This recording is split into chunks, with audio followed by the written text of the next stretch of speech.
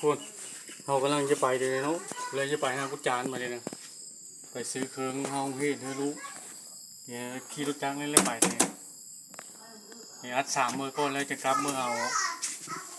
อันเมย์เพิ่นกับน้องไปจูจูให้เพิ่นไปก่อนทุกคนเลยวันนี้เฮาซีได้ไปแล้วบัดนี้ทุกคนมาที่ตอนนี้เขากำลังขับรถไปทุกคนบนโต๊ะทางอันนี้จะขี้ตมทุกคนเลยลำบาก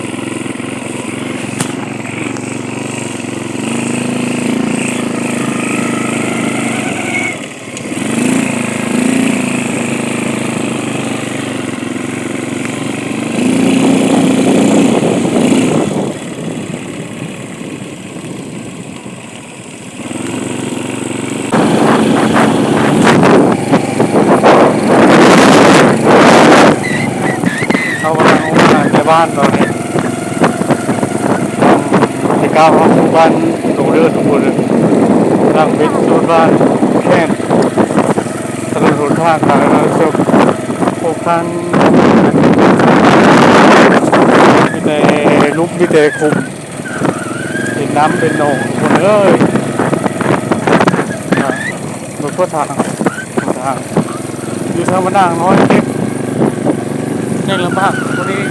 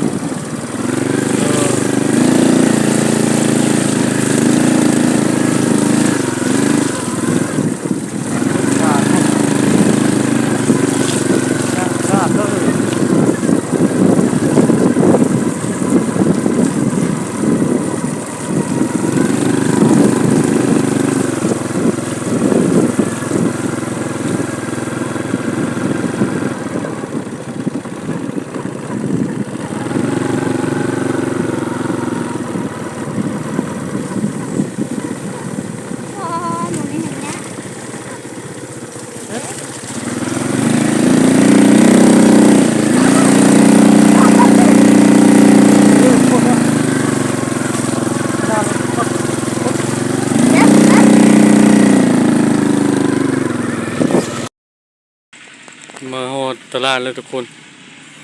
ตลาดเมืองสะโพนนี่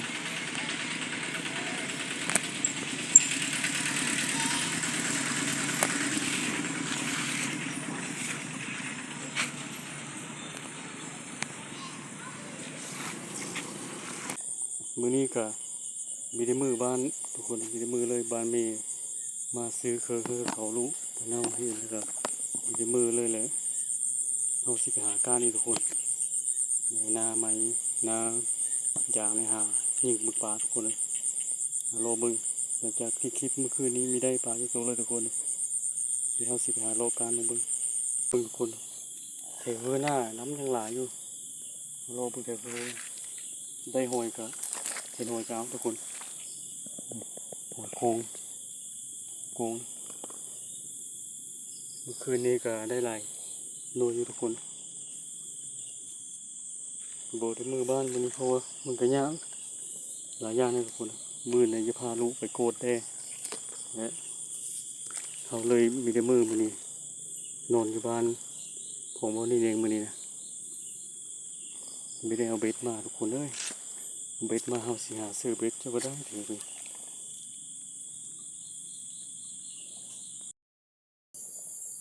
มีแต่เห็นแต่หัวทุกคนปลาเห็นอยู่แต่มันรักนี่หัวโกงนี่น้อย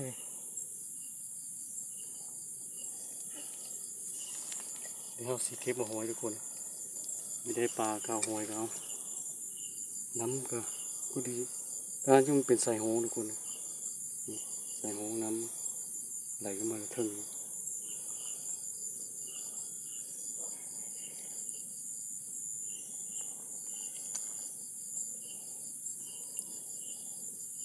เราก็ซื้ออยู่ทุกคนเลยหอยโค้งนี่ก็โลนึง20,000ทุกคนเอาสิเก็บมาหอยได้ไหม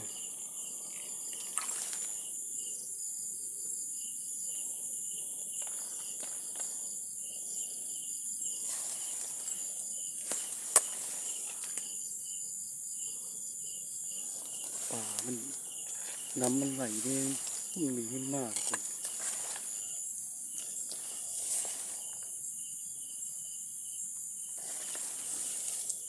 อยู่บ้านเราใส่เบ็ดกะบ่ได้ทุกคนเลยไปยามเมื่อเช้านี่กะบ่ทึกเลยไปถ่ายคลิปถ่ายอย่างให้เบิ่งเลยเพราะว่ามันยามเบ็ดกะมันมีมานด้วยทุกคนมีแต่หอยทุกคนเลย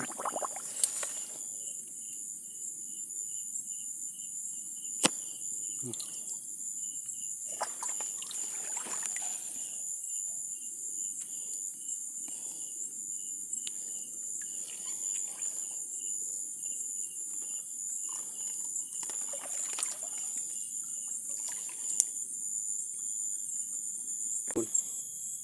นะเอายิงกี่ที่ปลาโคกี่มีทึกทุกคนด้วยตัวใหญ่หนึ่ง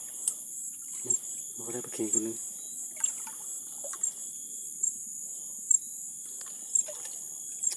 น่ารักลันก้อนทุกคนฉันได้ปลาโคตัวใหญ่หนึ่งเพราะว่าหน้ากะนี่เป็นโฮมวันนี้เด็กนะของหลานนะของเด็กน้อยนะเอามายิงกับมันยึดเม้นไปเลยทุกคนยิงป่าจะจำเชือกกับมีทึกเม้นโคมวันนี้เนี่ยโคมวันนี้ต้องใช้เล็กซักทุกคนนะก็ได้มานตัวนึงทุกคนนะเขาติดตามปลาสังเงงทุกคนตัวใหญ่ไปเลยเขาฮะมันมีแล้วก็ยิงเอาเลยทุกคนพอเห็นแล้วก็มันมีปลานะเราต้องยิงเอาเลยเอาหน้าเหรียญดิยิงเอาไป2 ตัวเลยทุกคนนะเราติดตามไปแล้วกันนะทุกคนนะมันเป็นสายโหงน้ำไหลทุกคนน้ำไหลน้ำเกิดมันเล็กตัวตื้นนี่เห็นอยู่ป่าในทีก็ลอยขึ้นไปทุกคนลอยไปใส่ของทุกคนน้ำไหลลงมาเลยน้ำพอดีการทุกคนนะครับลงหากันเลยทุกคนปลาโคนี่นะนี่ทุกคนนี่ยังไงเลยนี่ตัวที่3เลยทุกคนนี่มันวันนี้โจมาแต่ล้มบุนี่มันเนี่ยยิงเท่านึงแต่มันลอยขึ้นมาเทิงเลยมาเห็นมันอยู่แค่นี้ทุกคนแค่นี้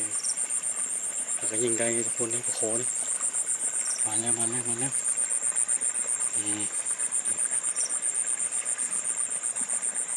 เอาสิโกโลการจะไปทุกคนติดตามไปทำการด้วยทุกคนนะหลังจากที่เราโลการเทว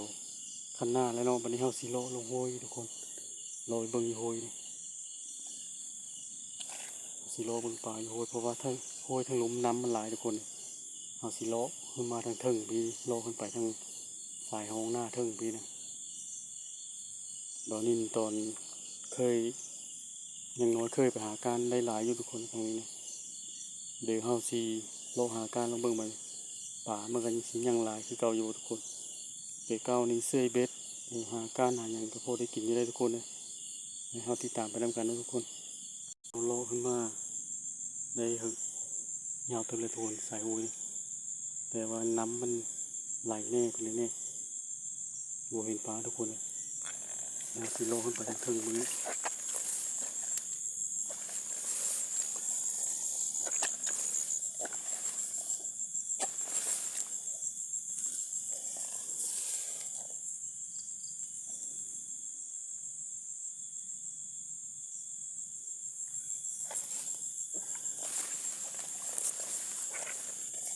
โลไปตับข้างหน้าครับคนหน้าหญ้าหกเลย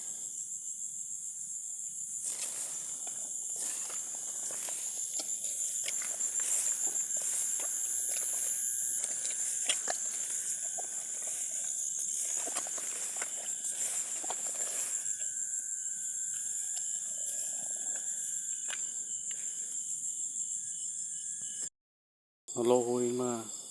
โหทางจิบทางตรงเขาทุกคนเลยน้ำยังร้ายทุกคนน้ำลายเลยเลิกเติมนี่เขาห้ามมาทานนี่ไต่ขนาดห้ามลงมาทุกคนยำน้ำลายเขาเสียวตรงเอาจิบเลยทุกคนมาโปนซะดิ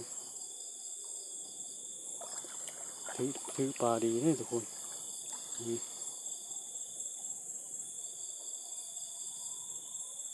น้ำลายให้เติมโอ้ยหลายนี่เจอปีกนี่นะนี่ปีกกัดแข็งทุกคนยามนี้ก็มีปีกน้ำลายอยู่กันนะทุกคนโอ้กำลังกัดเขากัดอยู่ในเกือบโบกเลยทุกคนนี่มันกัดปีกเท่านี้เอานี่เลยตะไลนี่นี่นี่ตัวปีกทุกคนมีปีกเด้อแถวโหยเด้อทุกคนเด้อ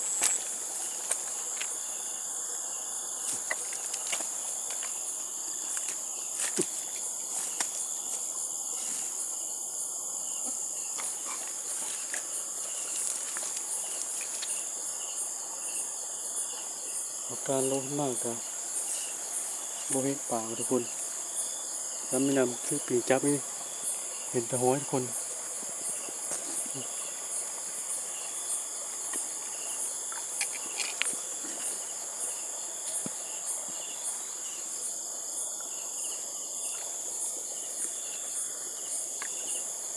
น้ำไหลอยู่มันก็ยังจับได้ทุกคน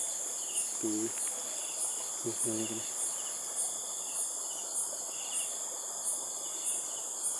ได้หลายเติมเลยทุกคนคือว่าเต็มเลยโคนได้ปลา2-3ตัวทุกคน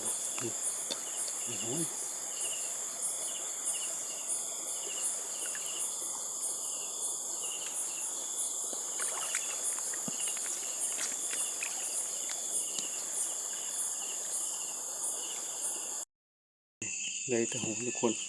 สักมาหัวเรือนดีปลาสมิได้มีปลา2-3ตัวแต่ว่าหอย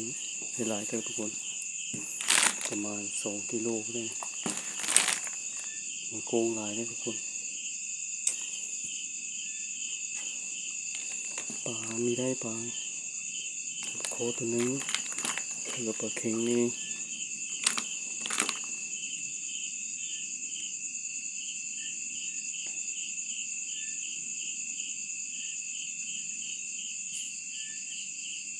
หอยมันโอ้สำลึกหอยหลายขนาดทุกคนพอได้อยู่หอยแล้วทำไงพักผ่อนมันเพราะว่าเอากระมือแล้วมือไปแต่แรงเพิ่นคนกินไม่ได้เป็นเรื่องมันเราสิได้ขอปิดคลิปเดียวทุกคนกับคำว่าสบายดี